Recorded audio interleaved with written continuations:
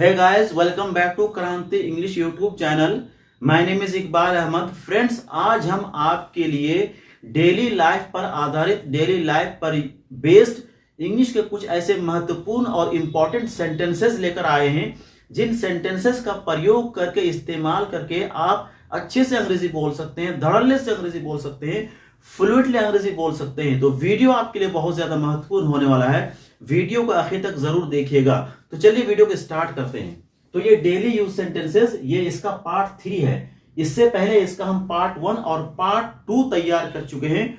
उन दोनों पार्ट्स को जरूर देखिएगा। उन दोनों पार्ट्स को देखने के बाद, वॉच करने के बाद स्पोकन इंग्लिश से रिलेटेड से संबंधित बहुत सारे कंफ्यूजन आपके खत्म हो जाएंगे। तो चलिए जरा सा देखते हैं ये जो डेली लाइफ पर आधारित हिंदी वाले सेंटेंसेस हैं, इनको हम इंग्लिश में कैसे बोलेंगे। तो जो पहला सेंटेंस है वो है ज्यादा हवा में ना उड़ो। ज्यादा हवा में ना उड़ो, ये हवा में उड़ना एक मुहावरा है हिंदी का। हम लोग बहुत ज्यादा डेली लाइफ में इस्तेमाल करते हैं। मैं कहते हैं ना, भैया क्या बात है, बहुत हवा में उड़ रहे हो। जो हवा में उड़ना, हवा में उड़ने के लिए इंग्लिश का एक इडियम आता है, पुट ऑन एयर्स। क्या आता है? Put on airs. तो ज्यादा हवा में ना उड़ो, इसको इंग्लिश में बोलेंगे डोंट पुट ऑन एयर्स। क्या बोलेंगे? Don't put on airs. Don't put on airs. ज्यादा हवा में ना उड़ो। पुट ऑन एयर्स का मतलब क्या होता है? हवा में उड़ना। सिर्फ यही नहीं, आप दूसरे सेंटेंस भी बना सकते हैं। कह रहे हैं वह आजकल वह हवा में उड़ रही है, बोलेंगे है ना, she is putting on airs these days. कह रहे हैं वह हवा में उड़ रहा है, बोलेंगे he is putting on airs. तो पुट ऑन एयर्स का किसी भी इंग्लिश के स्ट्रक्चर के साथ आप इसका इस्तेमाल कर सकते हैं। जो अगला जो सेंटेंस है वो है ज्यादा भाव ना खाओ। भाव खाना, ये भी एक हिंदी का मुहावरा है। हम लोग इसका भी, या उर्दू का, इसका भी हम लोग बहुत इस्तेमाल करते हैं कि भैया क्या बात है, आजकल बहुत भाव खा रहे हो, या वह भाव खा रहा है, तुम भाव खा रही हो। तो भाव खाना, उसको इंग्लिश में बोलेंगे एक्ट प्राइसी। इंग्लिश में क्या बोलेंगे? उस इडियम है इंग्लिश का एक्ट प्राइसी। ACT एक्ट और PRICEY। जरा से इसको देखते हैं। ज्यादा भाव ना खाओ, इसकी इंग्लिश हो जाएगी don't act so pricey. English क्या हो जाएगी इसकी? Don't act so pricey. Don't act so pricey, ज्यादा भाव ना खाओ। दूसरे सेंटेंस आप बना सकते हैं, बोलेंगे वह भाव खा रही है, शी इज एक्टिंग प्राइसी। तुम भाव खा रहे हो, यू आर एक्टिंग प्राइसी। तो भाव खाना, इसको इंग्लिश में क्या बोलेंगे? Act pricey. इस किसी भी तरीके से आप इसका इस्तेमाल कर लीजिए। अगला सेंटेंस है बदतमीजी ना करो। बदतमीजी करना, इसको इंग्लिश में बोलते हैं मिसबिहेव। क्या बोलते हैं? MISBEHAV, misbehave. बदतमीजी ना करो, डोंट मिसबिहेव। क्या बोलेंगे? डोंट मिसबिहेव, बदतमीजी ना करो।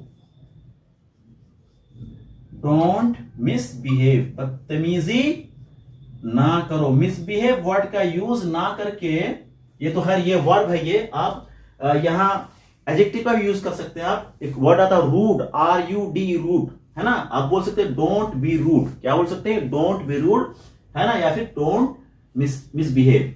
अगला जो सेंटेंस है, तमीज से बात करो। तमीज से बात करना, उसके लिए इंग्लिश आती है टॉक विद रिस्पेक्ट। क्या आती है? Talk with respect. तो तमीज से बात करो, चूंकि इंपेरेटिव सेंटेंस है, कैसे बोलेंगे इसको? Talk with respect. क्या बोलेंगे इसको? Talk with respect. भैया तमीज से बात करो, टॉक विद रिस्पेक्ट, तमीज से बात करो। अगला जो सेंटेंस वो है मुझे क्या पता। किसी ने कुछ पूछा, कोई कुछ आपसे कुछ पूछ रहा है किसी चीज के बारे में, और आप उनकी बातों में इंटरेस्ट नहीं ले रहे, उनके सवाल में आप इंटरेस्ट नहीं ले रहे, बोले भाई मुझे क्या पता यार। तो मुझे क्या पता, इसको इंग्लिश बोलेंगे हाउ शुड आई नो। कैसे बोलेंगे इसको इंग्लिश में? How should I know. मुझे क्या पता,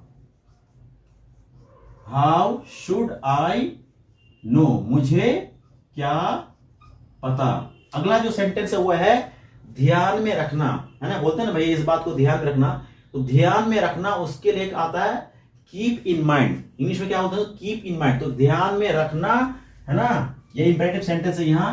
कीप इट इन माइंड। क्या बोलेंगे इसको? Keep it in mind. भैया इसको ध्यान में रखना, इस बात को ध्यान में रखना। Keep it in mind. अगला जो सेंटेंस है वो है याद नहीं आ रहा है। किसी ने कुछ पूछा, आप बोले भैया मुझे याद नहीं आ रहा है। इसका भी हम लोग बहुत इस्तेमाल करते हैं। बोलेंगे आई कैंट रिमेंबर। इंग्लिश में कैसे बोलेंगे? आई कैंट रिमेंबर, मुझे याद नहीं आ रहा है। आई कैंट रिमेंबर, मुझे याद नहीं आ रहा है। ये कैंट क्या है? ये कैन नॉट का ये शॉर्ट फॉर्म है। चाहे शॉर्ट फॉर्म बोलिए चाहे कॉन्ट्रैक्टेड फॉर्म बोलिए, CONTRACTED, कॉन्ट्रैक्टेड फॉर्म है ना। तो कॉन्ट्रैक्टेड फॉर्म बोलिए चाहे शॉर्ट फॉर्म बोलिए। दूसरी बात यह है कि आप यहाँ शॉर्ट फॉर्म का भी यूज कर सकते हैं और फुल फॉर्म का भी वो यूज कर सकते हैं। आप बोलिए I can not remember.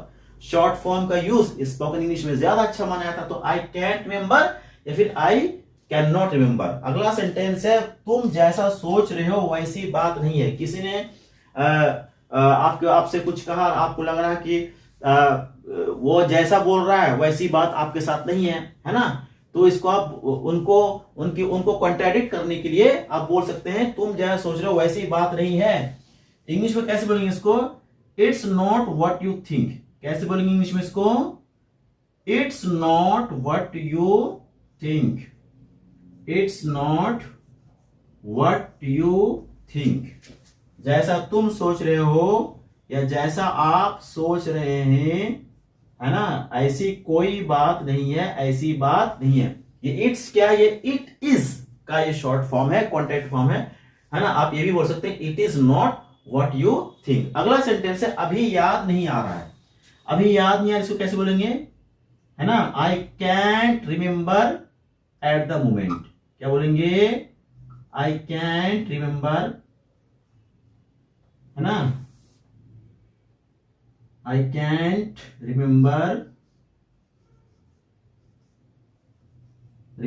At the moment. I can't remember at the moment. अभी याद नहीं आ रहा है भैया, है ना। अगला सेंटेंस, आखिरी सेंटेंस है मेरे कहने का वो मतलब नहीं है। कि आपने कुछ बोला, अगला उसका उल्टा मतलब समझ गया, तो आप वो बोलते भैया मेरे कहने का वो मतलब नहीं है। कैसे इसको इंग्लिश में बोलेंगे? ठीक है, आई डोंट मीन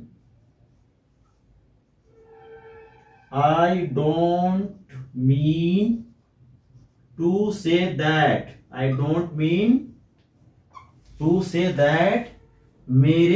वो कहने का या मेरा ये कहने का मतलब नहीं है। तो ये डेली यूज सेंटेंसेस पर आधारित ये वीडियो उम्मीद करते हैं आपको बहुत ज्यादा पसंद आया होगा। अगर वीडियो पसंद आया है तो प्लीज लाइक, शेयर और सब्सक्राइब जरूर कीजिएगा।